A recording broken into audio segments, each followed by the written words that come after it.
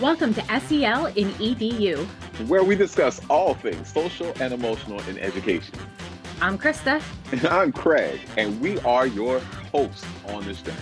This podcast is created in partnership with Pennsylvania ASCD. Welcome, everyone, to episode 16 of SEL in EDU. Craig, how are you doing today?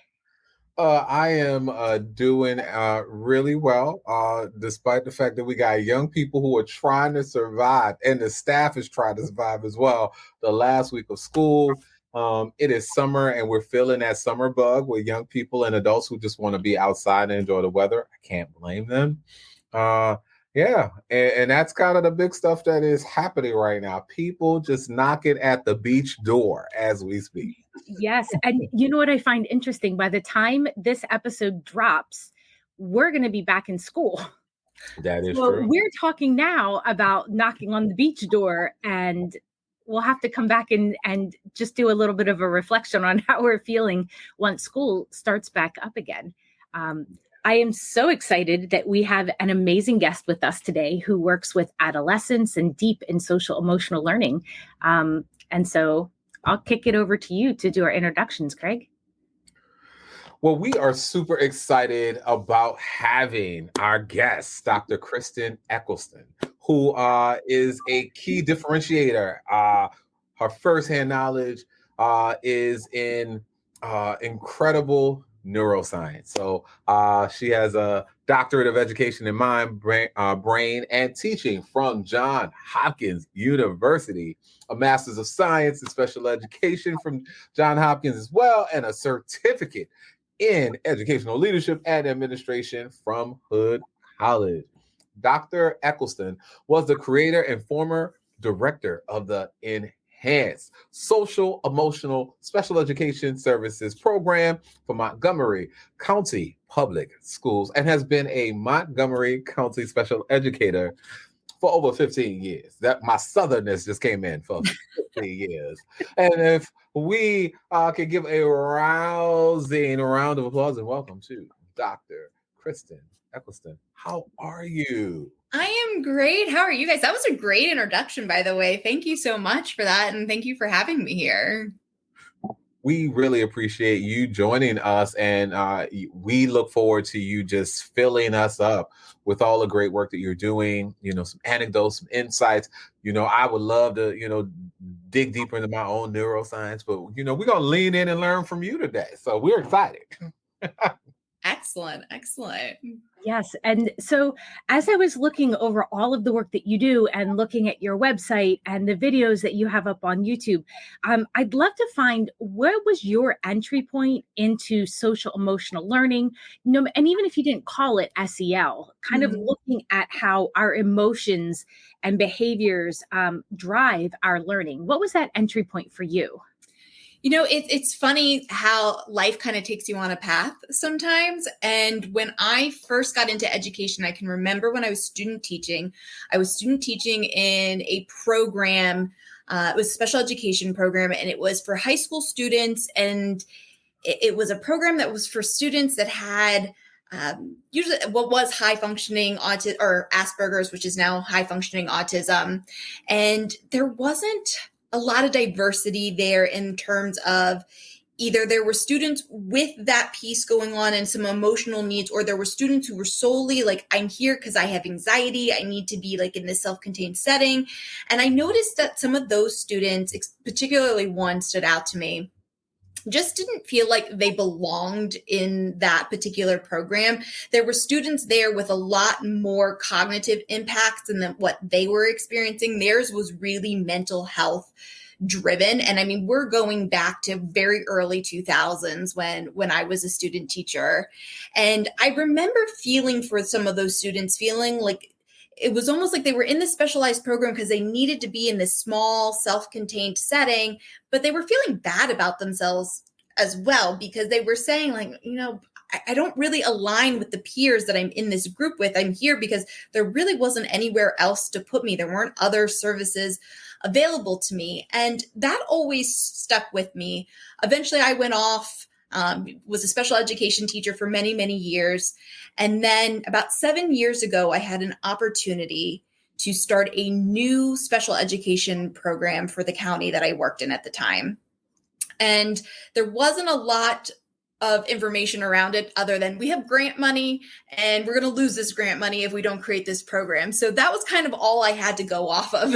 And at the time I started thinking, what doesn't exist right now that really needed to exist? And that's when I started to think back to my early student teaching days, and that particular student stood out in my mind. And there's no program that really exists for students who are not necessarily cognitively impacted or really needing special education services, but they still need a self-contained setting, a smaller setting, something that would allow them to have maybe a little bit more individualized or one-on-one instruction. And so I started that program with that was my mindset. And honestly, in the beginning, there was a lot of pushback. People are, do we need this? Why do we need this? There's other programs that are similar, kind of referencing the one that I had started teaching in. And I was like, no, I really feel like there is a need for this, and that we'll find that this will work for students. So our first year, we had 5 students. And by our 5th year, there were 58 students, which was 18 over our capacity. Our capacity was supposed to be 40. And we found too, when we looked at the demographics of our program too, it was pretty much equal male, female. It was about 60% female, 40% male, which typically in special education, you have more males than you have females. So that was really telling that there were more females. And then if you looked at race, it was equal across the board as far as what the demographics for the county were. It aligned perfectly. So to me, it showed that mental health wasn't discriminatory. I mean, it doesn't matter what your gender, what your race is, mental health will come for you. It will impact you. And we really had, I would say, our solid not demographic, but our solid, what a student's profile, sorry, that's the word I was looking for, profile looked like, was that they were typically pretty average cognitively. Some of them were actually well beyond I would say neurodiverse, but like super incredibly smart students. They came from magnet programs, IB programs, but it really was this mental health piece. They were school avoidant. They had a really hard time getting to school. Some students had been hospitalized in the past. Some students, anxiety, depression was very prevalent, but we worked with borderline, bipolar. We had some students early onset schizophrenia. So we really saw a spectrum of mental health needs come through the door. But the biggest thing was students were starting to come back to school and go to school and graduate. But that's kind of my really long answer for how I kind of fell into social emotional learning. And it was during that time in that program that I was like, there's something to this, and this needs to be explored further. And that's when I came across the program with Johns Hopkins for Mind, Brain, and Teaching. And I specifically made my research based on mental health in the education setting. So, I have to jump in here and say, when you were looking at your research, if you could summarize your research, the findings that you had, could you do that for us? Because I'm a geek and I'm like, oh, wait, you have research? What are you finding as some big takeaways that you could give us? Sure. So I think what I first started off with was wanting to try to pinpoint why was mental health so prevalent in the school setting? And I'm sure, as you're aware, you have to kind of narrow down until you really get to a specific focus. And so I ended up focusing on teacher attitude and knowledge of mental health. And that was kind of what my research focused on there. And I found that a lot of teachers just don't know what mental health is. They don't know what it looks like. There's a lot of factors associated with, is that my role? Am I supposed to be the one interjecting? Is it supposed to be somebody else? I found that you almost have like 2 types of teachers, right? You have teacher, and there's obviously a gambit in between, but on one end of the spectrum, you have teachers who are like, I'm a teacher because I love kids. I'm here for kids, whatever you need me to do for kids. And then you have people who became teachers because they're like, I love math.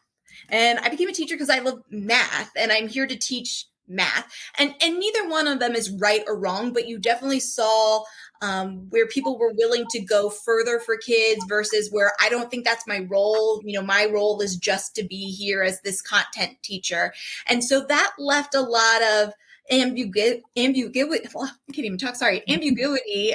I don't even know if I got it out that time, but it left it left a lot of openness there, right? As to who's supposed to be finding these kids. And I really realized too, when you go through your teacher programming, at the university level, nobody teaches you about mental health. You're focused on curriculum or writing lesson plans. And so I don't blame teachers for not having this knowledge, but essentially they're being driven by personal biases, by what the media says, or what they think a student looks like or should look like, or what they're, are they lazy? They're not lazy. And so there's so many factors that were in there. And it was really eye-opening to hear some of the responses when I collected qualitative data of some of these responses of why it's not my problem, or why I don't have to be involved in it, or I don't believe in mental health. Versus there were some people who are like, I want to help kids. I don't know what it looks like. I don't know what to do. I'm not sure where to start. So there really is this huge gap in just teachers knowing what it looks like, what to do when they see it, and is it their role or their responsibility? So that was a lot of what my research was focused on. Incredibly interesting. Thank you.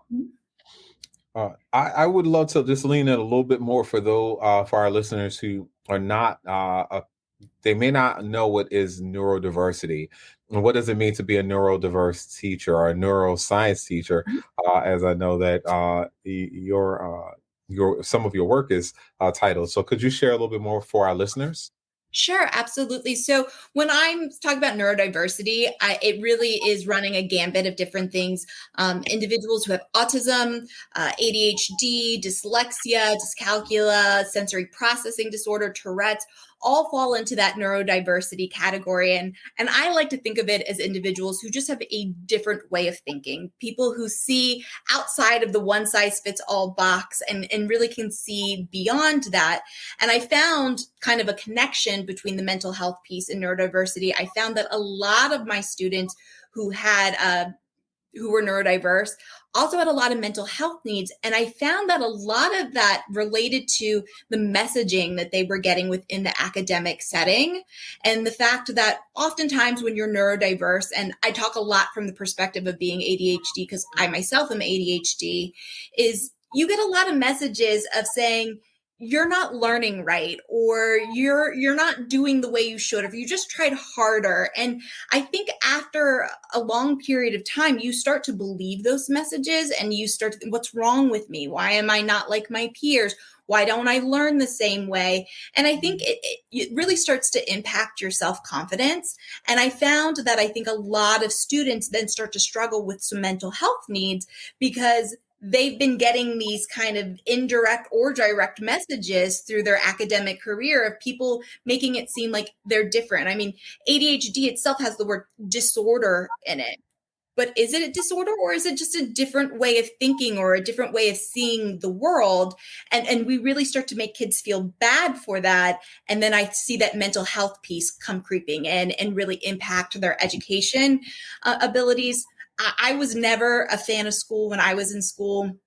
I didn't like it. I struggled with school. I didn't make good grades when I was in school. And I always felt like I was trying to mask and hide that from my peers because I didn't want people to think something was wrong with me. And it wasn't until I got off to college and I got to focus on areas of interest that I started to finally excel as a student. But it still took me many years to finally go, oh, wait, maybe I'm not stupid. Maybe I actually am a lot more talented and educationally inclined than I realized that I was. And it really makes me feel for students that they're going through that right now and that they'll have to go through the same process I did to hopefully eventually come to that outcome like, oh, wait, I actually am really smart and I'm really capable, when most of their high school and school career, they really question who they are as a learner and if they are capable. All right, Kristin, thank you so much for sharing a little bit more insight on what neuroscience is. And I recognize there are a number of teachers who are in different points in their career may not have heard of neuroscience, or it hasn't been shared with them in this way, but have some of these wonderful learners in front of them.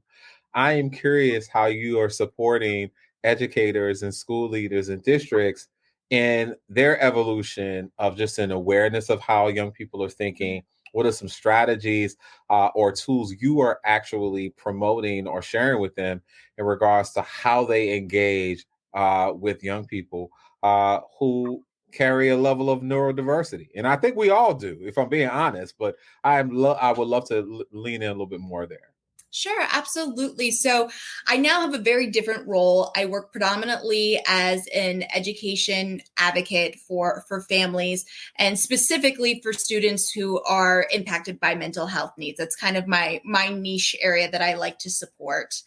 And a lot of what I do now is not only am I supporting through the IEP process, but also working with schools to understand what mental health is, what it looks like, that piece that we kind of talked about a little bit earlier. A lot of times I'll work with schools on what does a transition plan look like if a student is coming back from the hospital setting.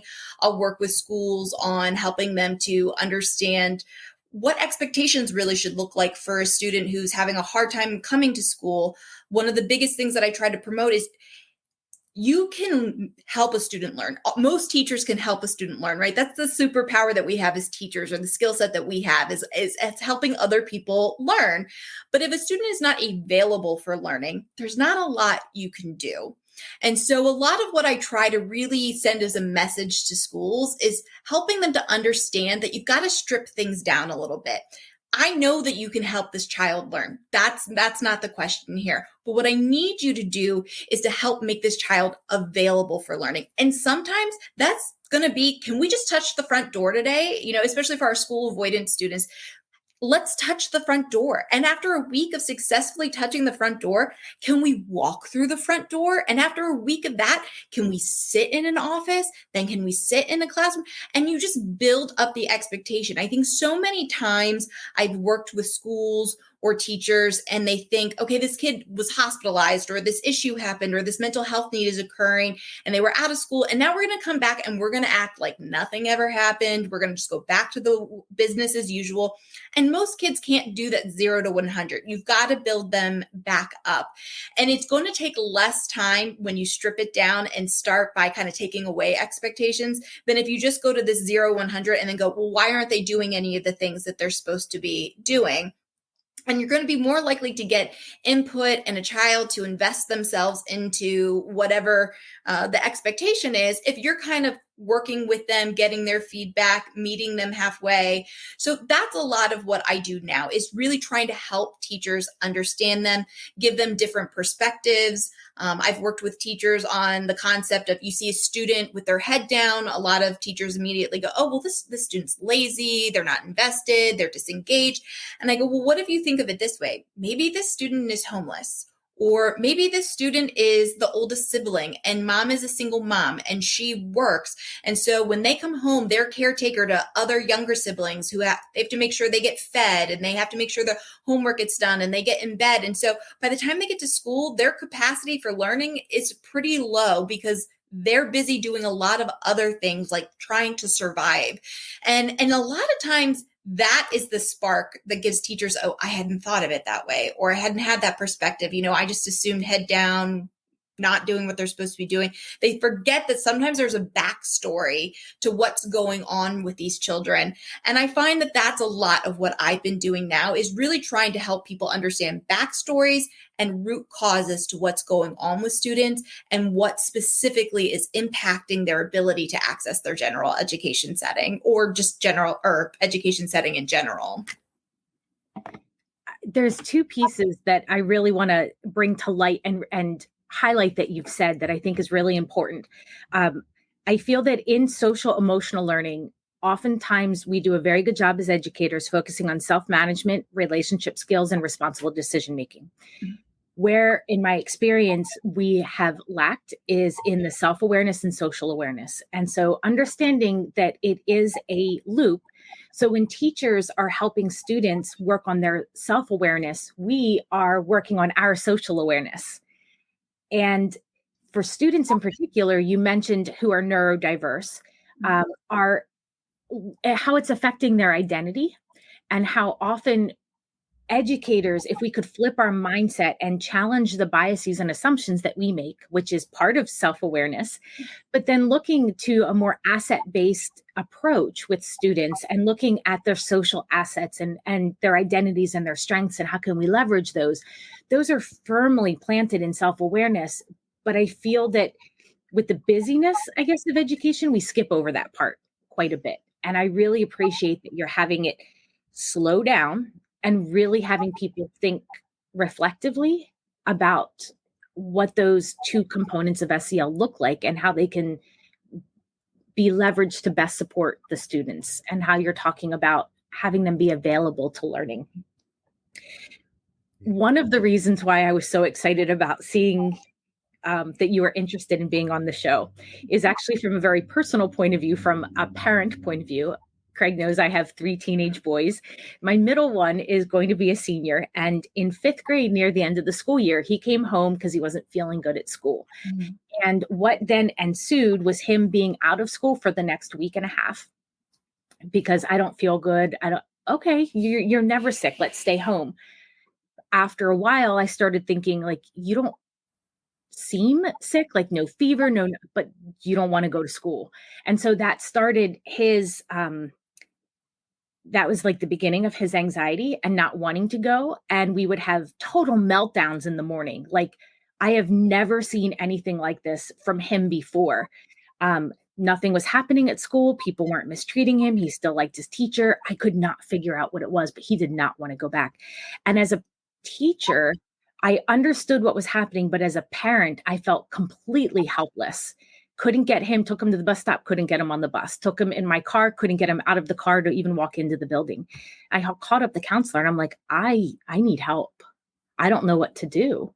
And I loved how you talked about baby steps where he would just go in and, I mean, like, it hurts me to even think, like, you would just a total meltdown, getting him into the building, into the office to sit and talk to the nurse and his counselor. And then the teacher would come meet him after a couple days and walk him partway to the classroom. And he ended up going to see a therapist, and they worked on your worry brain versus your other parts of your brain. And he's come up with strategies. So like he keeps, what are those like Tums in his pocket all the time, because he feels like those help him, and he's always carrying around like Ritz crackers and stuff, or saltines. But I appreciate, and in the videos that I watched, you had parents talking about how helpful your strategies were, because I felt like they were feeling like I was. And how can we support our students? And I often get asked, well, what's the difference between anxiety and just everyday stress, and what does that look like? And I suspect that people who are listening might want a little bit more insight into knowing, what is that level? How do you help parents see that? And then maybe what's some advice that you give to parents who are on that end? Because, and I'm sorry, this is a long story, but as an educator, my rational brain was telling me one thing, but as the parent, I was losing it with him because I didn't want to see him that upset.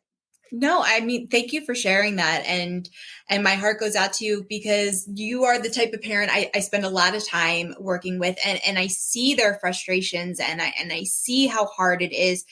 And I think oftentimes schools have gotten in this, like, we have to be done this curriculum by this date, and we have to keep moving. And when a parent's like, hey, I need us to like pump the brakes because I need some help, it's like the school can't like comprehend that piece, and they like lead the parent and this kid just kind of like out there in the wind, and it just builds up more frustration. So I'm going to answer your question here in a couple of parts here. So the first one is that difference between anxiety and stress. So I would say we all know what stress feels, right? We have a deadline, something is due, and it's temporary, right? Usually stressors are temporary. And it doesn't mean temporary in like one day. It could be a whole week, that because you have something coming up that you're under a timeline for. But I would say the difference between stress is knowing that there's going to be an end to it. When you finally get that paper in, when you finally, make that phone call, whatever it might be, there's an end to it.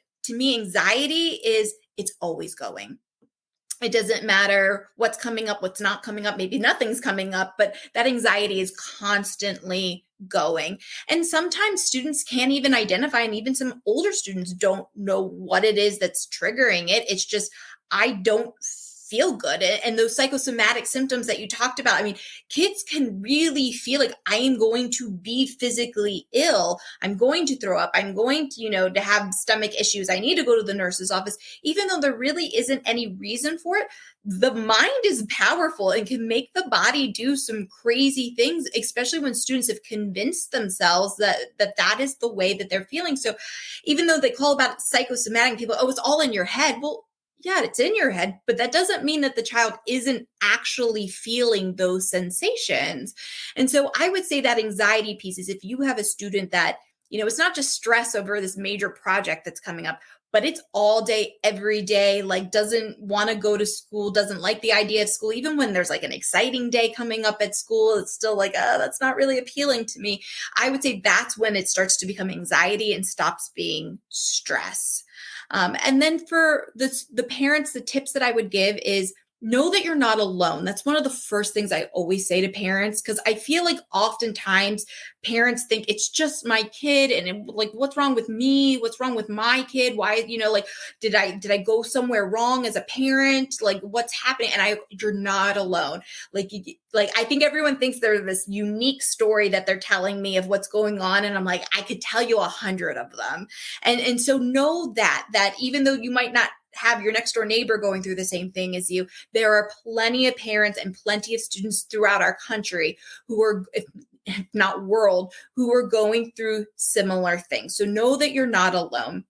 And the biggest thing that you're going to have to do is be an advocate for your child. And it's going to be hard because, again, I feel like schools forget that it's not all about the timeline. It's not all about the curriculum. Like, really, we're here to educate and help children grow. And I don't blame teachers for that. I feel like, as somebody who has been a classroom teacher, I feel like that's the messaging that just gets trickled down to us and almost creates an anxiety in us as educators that like, this is what we have to do, or we're going to get reprimanded, or we're going to get, written up. And so a lot of pressure is put on teachers to hit certain marks. And so sometimes I feel like they forget about other factors because of the stressors that are put on them. And I feel like, so make sure that you stay as your child's advocate, or seek people out like me who can come in. Some parents are like, I'm just very overwhelmed by this process. I don't know what I can say or what I can't say to schools. And so there are people like me out there who can help with that process, who can help navigate or even just answer questions. But that's the biggest thing I do then, is helping parents go, no, the school needs to be able to come out and help your child. If they're in the car and you can't get them out, like, somebody should be coming out and helping you. You shouldn't be like, oh, well, you're here. Well, there's nobody who can come out and help you today, so sorry. Because I have parents who tell me that story. And I get that the pandemic has done a number on teachers, and it's done a number on staffing. I mean, I think I call it the mass exodus of teaching that has happened this year. So I know schools are hurting as far as who are their resources and just availability, but there's somebody, even if it's the principal, even if it's, some classroom teacher, like somebody needs to be available to help these students who are struggling. And every child deserves to have an adult they're connected to in school too. So there shouldn't be a reason why there isn't a connected adult. And, even if that connected adult is teaching, why can't somebody go stand in for them and allow them to be that adult who helps? We can make these things work. I think that's where I get the most frustrated is I understand that it's putting a little bit extra and you're asking for extra, but we can make it work. These are not these like world-ending requests. They are things that if we're nurturing, caring individuals who were there to help that children are getting their education and we're setting them up for success, then we should be doing these things, because not every child is the same, right? Children are different. And I love to always say that equality doesn't mean equal, right? I'm sure as teachers, you've seen this, right? There's this picture of a fence and there's kids and they're all standing on different size boxes and they all are they're right here seeing over the fence, but you can see that each one of them is standing in, some have a tall box, some have a short box, but it all puts them at an equal playing field of being able to see and peer over this fence, right? And that's my biggest message is not every kid needs the same thing. They need different things. We can't continue to operate in this one size fits all box and expect us to have all these successful students. We've got to individualize. And the thing is, it's not that hard. I think the time and effort that we spend trying to push kids into the box or make it so that you're behind and you need to do is more effort than if we were just to step back and kind of give these little baby steps or these little supports. You would get a kid probably faster or more quickly back engaged in the school setting than really trying to force that round peg into that square hole. And that's where I get most frustrated. And that's what I really try to advocate and show schools is you're actually making this harder on yourself than you need to. Like if you did these simple things, you would help get this child engaged and back into the school setting much faster. And they would feel good because they would feel like you gave them the message that you support them and that you're there for them. Mm. Sorry, my very long soapbox tangent there. Well, it's very helpful for parents and advocates who are, in the trenches with families right now. As you highlighted, the pandemic, having been in a pandemic for as long as we've been, life is much different. How we educate young people is different. The classroom dynamics is different. We have a number of people who normally, under normal circumstances, would position themselves to stand in a gap, but may not feel like they have what it is they need in order to be that champion in the way that they are. Maybe over the course of the summer, some states and places have started their summer and are going to, be coming back from summer break based on when this podcast hits. But I'm curious, what are some resources that people can tap into today? I know that Krista has already highlighted. You have a number of videos that we can tap, and we're going to plug those into our podcast notes. But if you have some other resources that you think people should check out, people should read, podcasts they should listen to, what would you offer to those who are looking for that support today? I would definitely look at Child Mind Institute is one of my really favorite resources to go to. And then when I did my research, I used one that was called teenmentalhealth.org. It was a curriculum that was made in Canada, but is fantastic. That was partially what I used when I did my intervention for teachers. And it had positive outcomes and really helping to shape teacher knowledge and understanding. So those are two resources that I would definitely check out. You can also follow me on Instagram or TikTok at the.neurodiverse.teacher. I'm always either ranting about something or trying to put tips or things out there too. So, and I love being a resource to parents as well too, because I really feel committed to us needing to help our youth. I get so upset and really frustrated with how we are handling social emotional learning, mental health in the school setting. And I'm a proponent. I'm a proponent for it in the school setting because every child has to go to school. It's a law. It's, they're all going to be there. So that's one of the best places for us to be able to identify students, even if that means eventually outside providers or supports come into place to really be the heavy lifter. That's okay. But that's going to be us being able to identify and be able to pick things up sooner. There's so many students who I feel like threw red flags left and right throughout their school career that we never pick up on. The students who were bullied, the students who don't connect with peers, the students who have home things that are going on, the students who are internalizing and kind of fade into the back and don't really draw any attention to them. And one of my biggest red flags that just boggle my mind is we have students who we know cognitively would be these A+++ type of students and are performing at C level, but because they're passing, they're passing. So it's not a red flag. Nobody picks up on it. But to me, it is. Like, if you know that a child should be performing here and they're just performing here and just getting by, that to me is an issue that really should start speaking to people, and people should go, something's off here. I need to look into this. And also just our procedures and our processes too in schools. I don't know if you guys run into this, but that just boggles my mind as well too. One of my biggest analogies I've been using lately is we have kids who are actively drowning. I mean, actively drowning. And we're more concerned about picking out the color of the lifeboat than we are in going and pulling them out of the water because we didn't have this rating scale complete, or we really want to have one more teacher report before we decide that we're going to give them these services or supports. And I'm, what?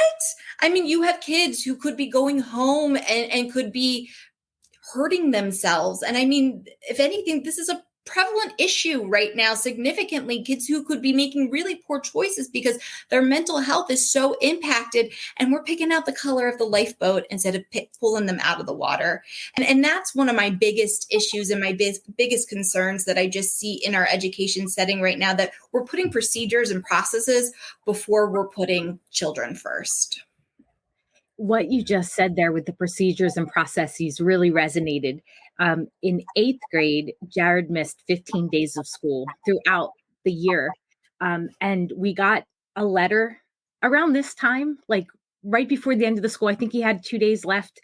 And it was like the very formal letter where it just went through and, you missed this many days. You need to come in and meet as a parent. You need to come in and meet with the principal because you could be, something about he needs to be put on a plan and we need to talk to you about it.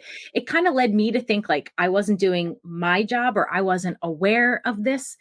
And I understand that it was a process. It's a computer system that's like, how many, print off this type of letter for all kids who hit this criteria.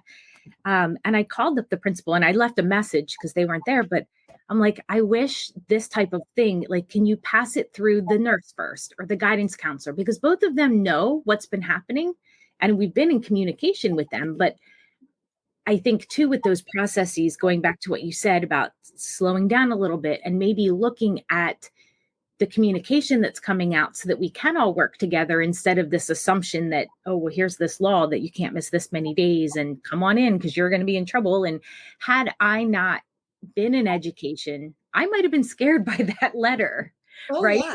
If I didn't know any better. And so I think that, again, there's just so much going on that how can we really focus on what is most important and slow down and put those practices into place that can support students and work with parents.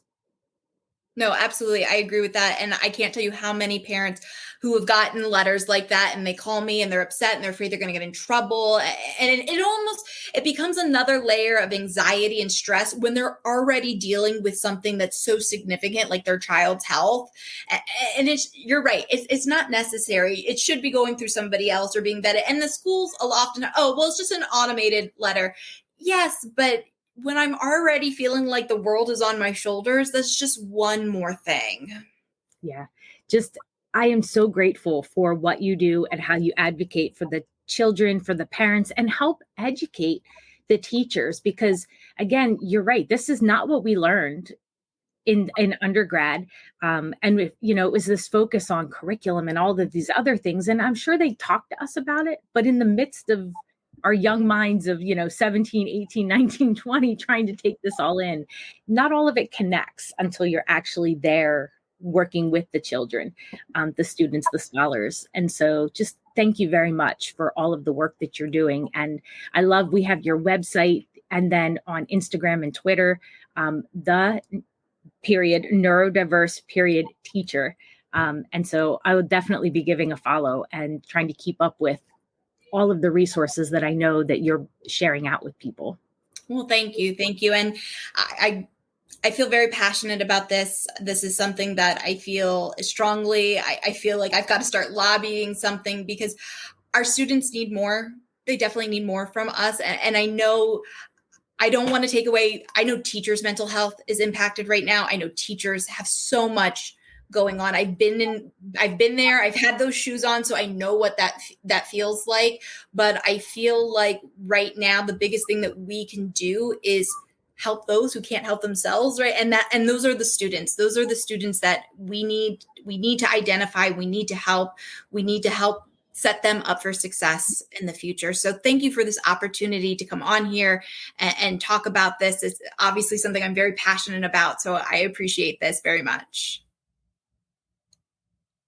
Yeah, you are setting the airwaves ablaze with your passion, and we are grateful to be in partnership with you. And I believe Chris has echoed that we're gonna definitely share what you've highlighted in resources, which may not emulate all of the energy that you are setting a flame for us today, but we are absolutely grateful.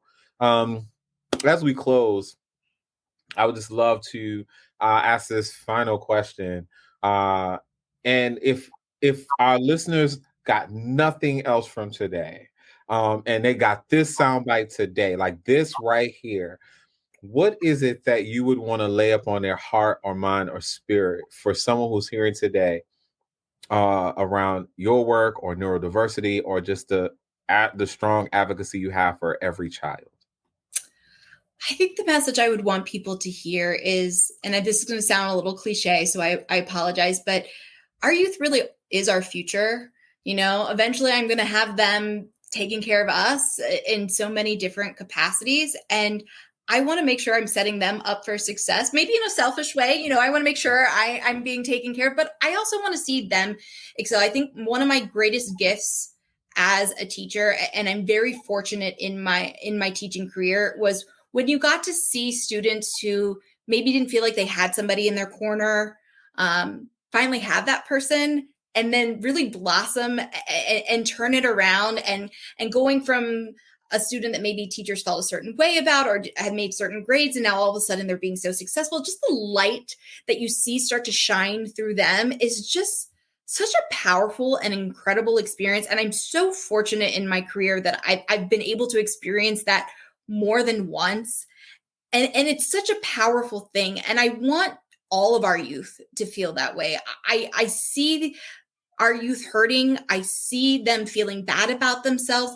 And they don't deserve to feel that way. They deserve to be set up for success. Life is hard as it is. It's hard, You're not going to be padded from experience, not having negative experiences. That's going to be part of life. That's, how we learn and how we grow and how we appreciate the positive things. But we don't need to unnecessarily make it harder for our youth. This is supposed to be the time in their lives where they're feeling like they're on the top of the world and they could accomplish anything. And that's the mindset that we should be setting them up with, being able to come out of school feeling like I can take on the world. I have the skills, I have the support, I have people in my corner, not them having to spend the next 10 years coming out of school trying to rebuild themselves back up and discovering who they actually are because of the negative messages they got when they were in school. So that's really the message I want to send. Now is our time to build up our youth and empower them so that when they get to be 30, 40 years old, they're in these great positions and they're starting to give it back.